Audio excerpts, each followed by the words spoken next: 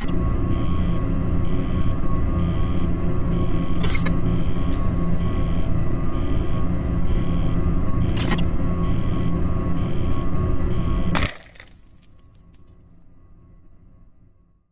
everyone, I'm so glad to be back and even more stoked that you've chosen to hang out with me.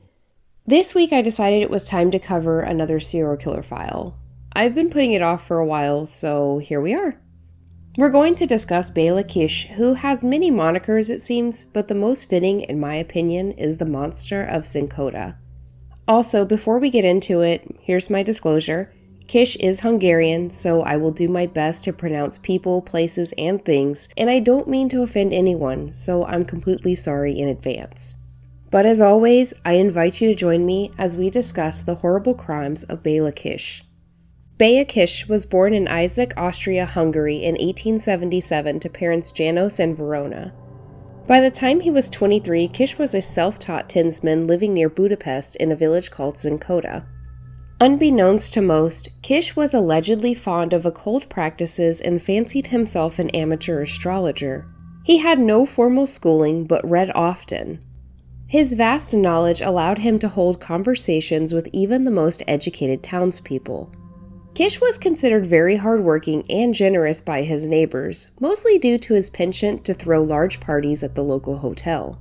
He was just well liked, especially by the women, who thought he was the most eligible bachelor in the village due to his good looks and charm. But Kiss wasn't quite ready to settle down. He started putting personal ads in the paper around 1903 where he would meet women from nearby Budapest. The dating pool in Czinkota was very limited and Kiss just wanted to keep his options open. However, he would meet a lovely woman by the time he was 35 years old. Marie, who was 15 years his junior, caught his eye and the two quickly married in February of 1912. But alas, the union wasn't meant to be, and Marie quickly had eyes for another. She met a young man named Paul Bakari, and together the pair ran off in December of the same year, leaving Kiss a bachelor once again. Kiss became used to having someone handle his domestic duties, and with his wife gone, he needed a solution. So he hired an elderly housekeeper named Mrs. Jakubek to help keep his home life in order so he could focus on mending his broken heart. His solution? More personal ads. He was in no rush to remarry. He did not want to make the same mistake twice. So instead he corresponded with tons of women. Kiss was never seen without a lady on his arm. They were all young, beautiful, and definitely not local. No one knew who they were, and he was never seen with the same woman twice.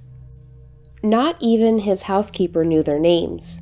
She didn't meddle in his affairs, seeing herself as only the help and nothing more. Shortly after Marie left, Kiss started to compile a collection of large drums. Neighbors, and more notably the village constable, were perplexed with his new hobby, with some believing he was housing alcohol.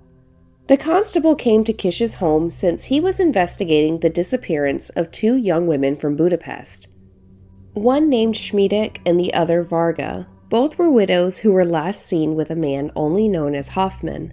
The families had not seen or heard from them in several weeks. Kiss spent a lot of time in Budapest, even keeping an apartment there for his personal affairs.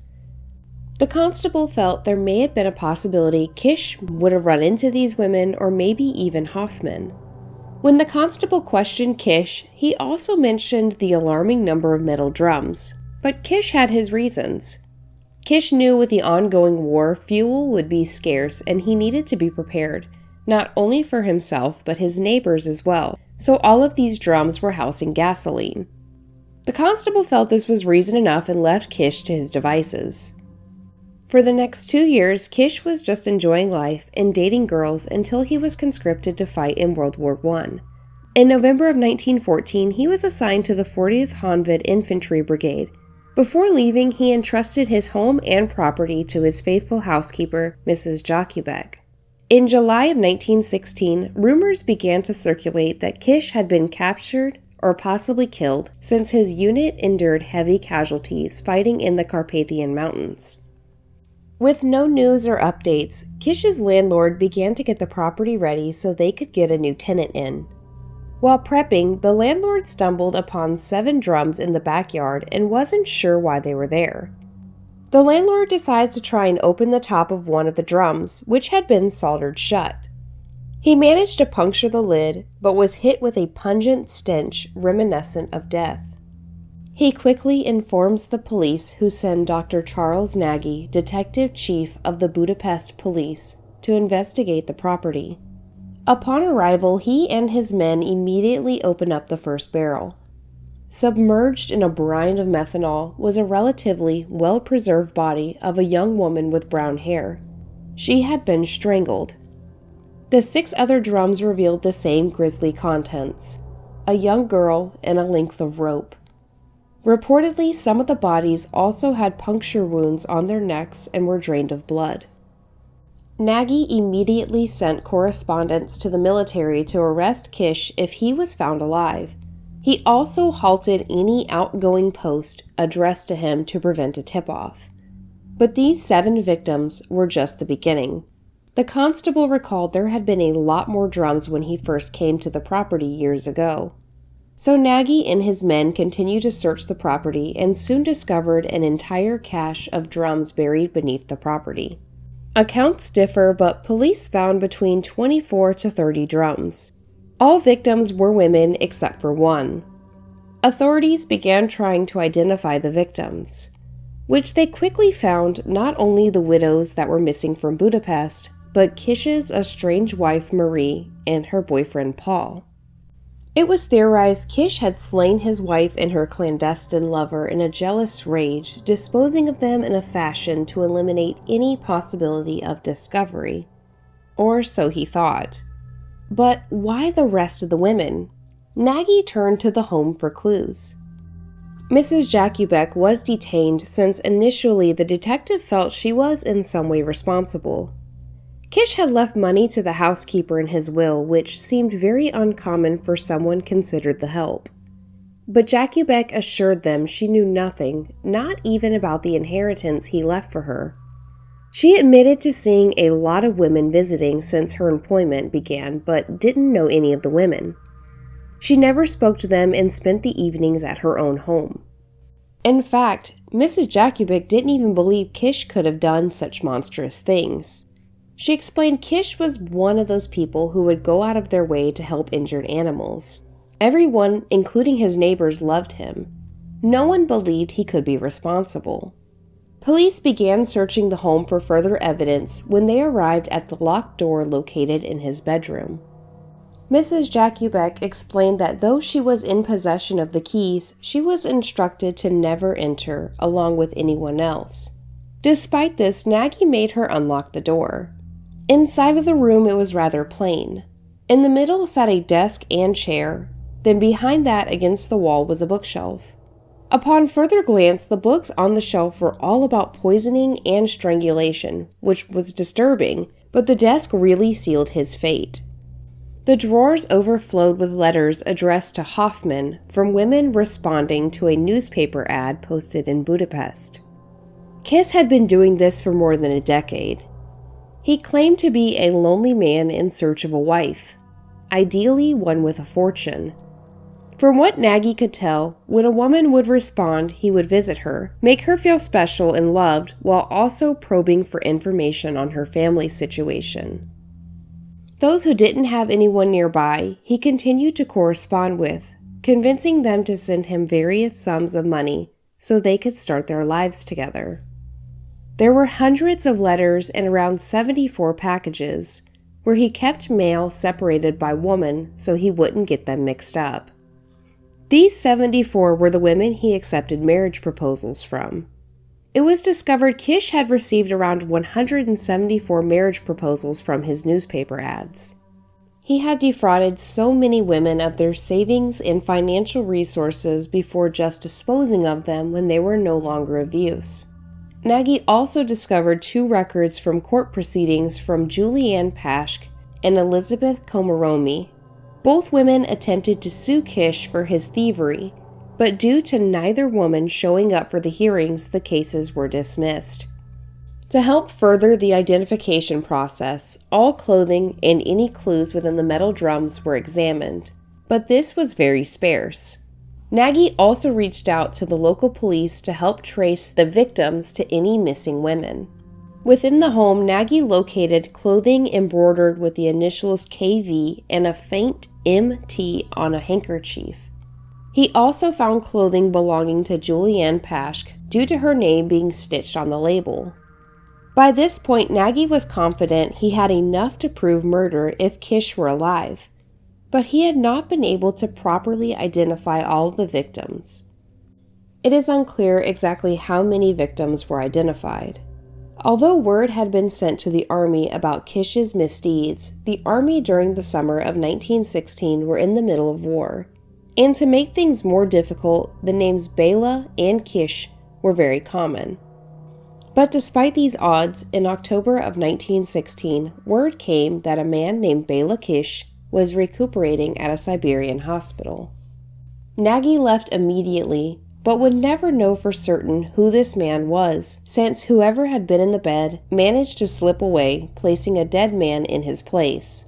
Unbeknownst to Nagy, this may have been the closest anyone would come to Hungary's Lonely Hearts Killer. In fact, Kish became almost like an urban legend, with reports flooding in of witnesses seeing the mysterious man.